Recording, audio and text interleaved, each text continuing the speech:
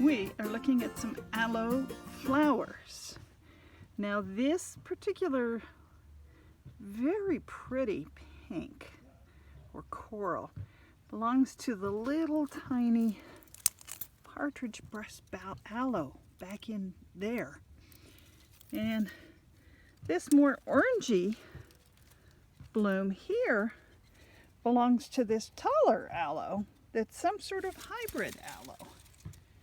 Okay, so there's many different aloes, and I'm going to swing around. I'm going to kind of cut this together, folks, because this particular kind of corally, yellowy, orangey one is unknown hybrid that I found beside the road on cleanup day.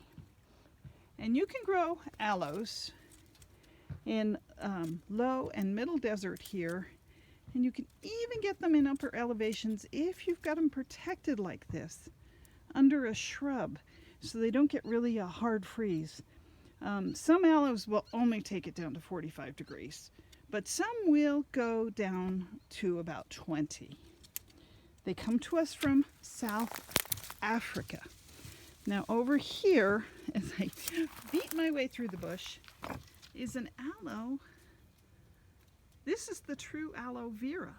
Notice there's no spots on the leaves. The leaves are very upright. And the flowers, I have several stalks of flowers, not just one single central stalk. There's this one here, but there's one further back where you can see 3 little heads of flowers starting.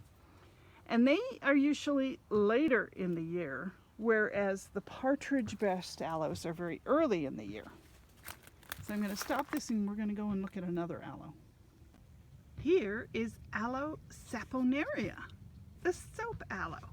This one was basically macerated and used to make soap, and this is one clumps readily. This is the one people give away all the time because it just keeps spreading and spreading and spreading. And it has coral colored flowers. Now the aloe vera has no spots and it has yellow flowers when it does flower. So if you've tried using aloe vera on your skin for a burn and you got blisters, that's because you basically put smeared soap all over a burn. Not a good idea. Make sure you use the right species when you try to use an aloe medicinally. Okay, we're going to go look at another aloe. And here are those gorgeous coral flowers of the partridge breast aloe. Now, I have to say that it looks a little chaotic, but and I'm not going to move this now, but I put this out here, and I know from experience that javelinas sometimes eat things that I don't want them to eat.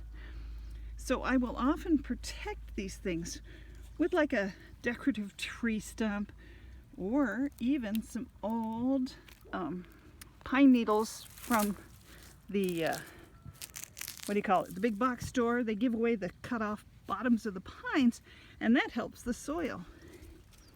But I was protecting my partridge breast aloe, which is a really cute, beautiful aloe. And I have to say that the hummingbirds adore these flowers.